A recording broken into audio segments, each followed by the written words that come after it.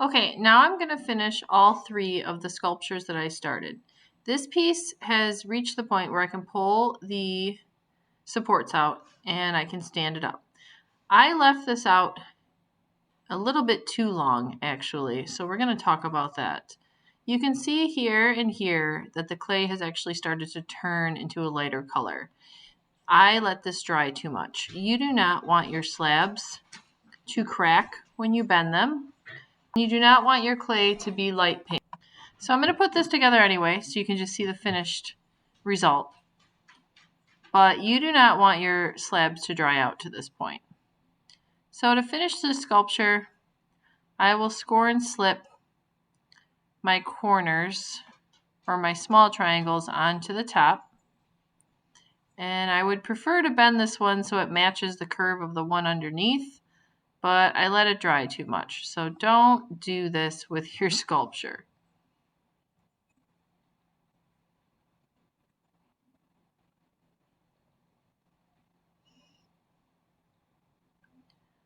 Scoring and slipping. Checking the placement of each one so it lines up with the shape beneath it.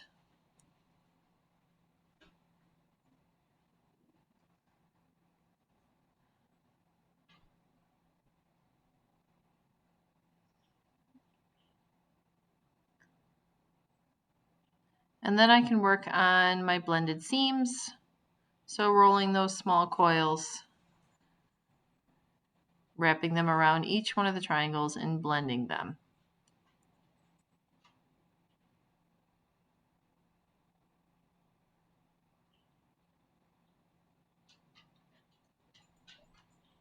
Cup of water, modeling knife. Every time you've created a seam, that little coil is going to help you lock it in place. And then you can go through and you can smooth and make it look like one seamless transition.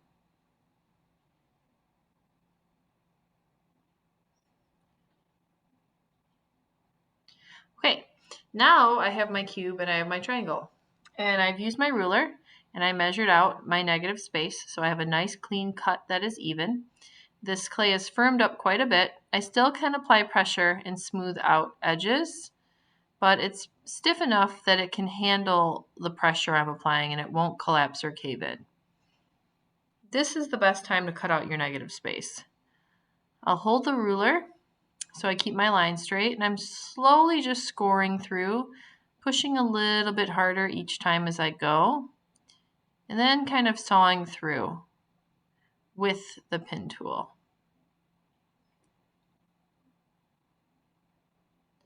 If you wait till this stage to cut out your shapes, your cuts will be a lot cleaner.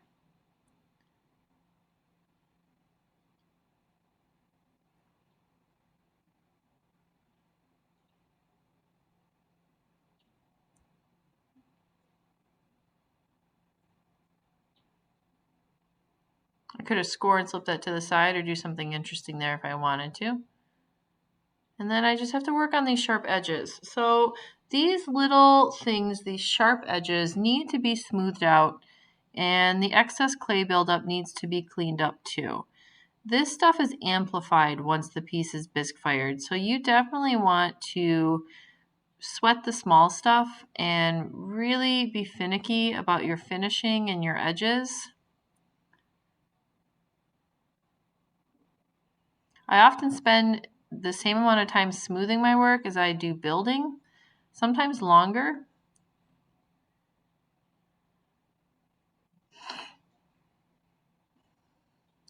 So now I have my cube, and that is stiffened up to the point where I can really start to work on sharpening edges.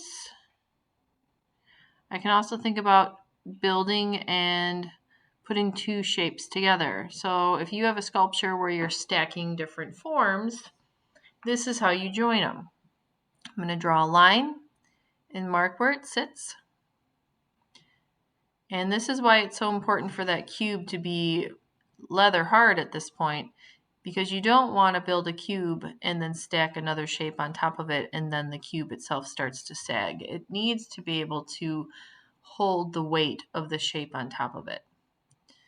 When you score and slip two forms together, your score marks have to be very close together and they have to be deep into the clay.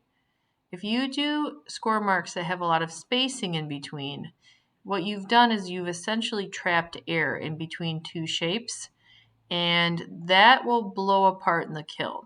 So your score marks need to be close together, deep into the clay. It can be a little bit tedious. I have had students use plastic forks for scoring and slipping because it goes a little bit faster. You just have to make sure you get depth into the clay. It cannot be shallow scoring and slipping.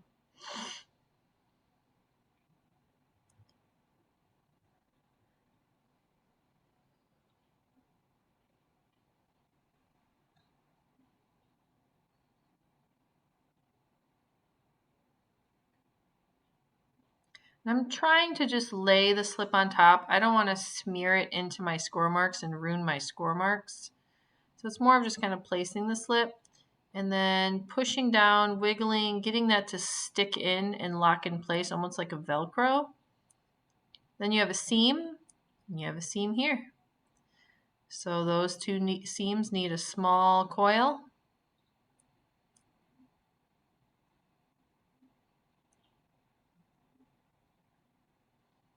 You really want to spend your time blending these out, making these look super nice because they're on the outside and you can see them.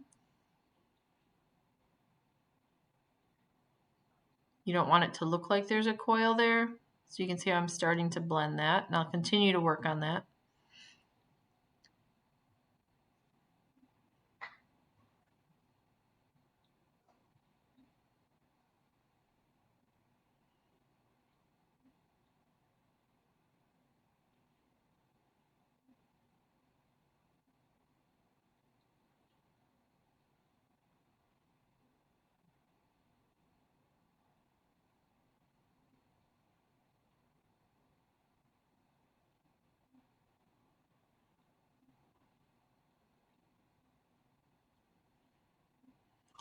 And now I'm starting to create an actual sculpture with my forms that I've made.